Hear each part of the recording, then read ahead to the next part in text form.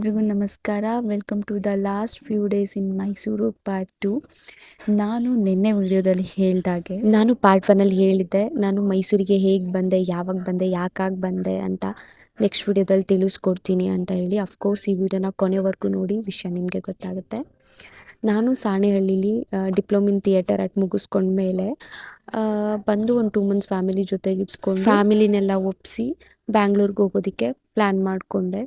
ಹೇಗಿದ್ರು ನಂದು diploma in theatre art ಆಗಿದೆ. ಬ್ಯಾಂಗ್ಳೂರ್ಗೆ ಹೋದ ತಕ್ಷಣ ನಾನು ಸಿನಿಮಾ ಸೀರಿಯಲ್ ಅಂತ ಟ್ರೈ ಮಾಡಿಬಿಡ್ಬೋದು, ನಂಗೆ ಆರಾಮ್ಸೆ ಸಿಗುತ್ತೆ, ನಾನು ಚೆನ್ನಾಗಿ ಆ್ಯಕ್ಟ್ ಮಾಡ್ತೀನಿ ಅಂತ ತುಂಬ ಹೋಪ್ ಇಟ್ಕೊಂಡು ಬಂದೆ.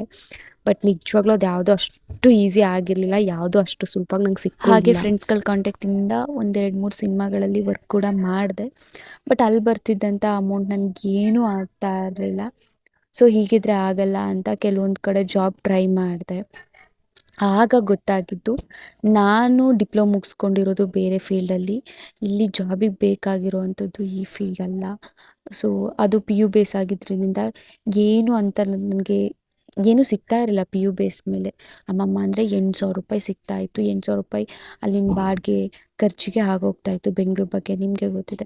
ಸೊ ಹೀಗೆ ಇದ್ರೆ ಆಗಲ್ಲ ಅಂತ ನಂಗೆ ಅದೇ ಟೈಮಲ್ಲಿ ಮೈಸೂರು ಯೂನಿವರ್ಸಿಟಿಲಿ ನನ್ನ ಫೀಲ್ಡಲ್ಲೇ, ನಾನು ಇಷ್ಟಪಟ್ಟಂಥ ಫೀಲ್ಡಲ್ಲೇ ಪರ್ಫಾರ್ಮಿಂಗ್ ಆರ್ಟ್ಸಲ್ಲಿ ಡಿಗ್ರಿ ಮಾಡ್ಬೋದು, ಇದರಲ್ಲಿ ಕೂಡ ಎಜುಕೇಷನ್ ಇದೆ ಅಂತ ಗೊತ್ತಾದ ಮೇಲೆ ನಿಜವಾಗ್ಲೂ ಗೈಸ್ ಮನೆಯವ್ರ ಜೊತೆ ಜಗಳ ಮಾಡಿಕೊಂಡು ನಾನು ಮೈಸೂರಿಗೆ ಬಂದದ್ದು. ಮೈಸೂರಿಗೆ ಬಂದು ಹಾಸ್ಟೆಲ್ ಜಾಯ್ನ್ ಆಗಿ 1 ವರ್ಷ ನಾನು ಮನೆ ಕಡೆನೂ ಹೋಗಿಲ್ಲ, ಮನೆಯವ್ರ ಜೊತೆ ಮಾತಾಡಿ ಮುಂದೇನಾಯಿತು ಅಂತ ನೆಕ್ಸ್ಟ್ ವಿಡಿಯೋದಲ್ಲಿ ತಿಳಿಸ್ತೀನಿ. ಅಲ್ಲಿವರೆಗೂ ಬಾಯ್, ಹುಷಾರು.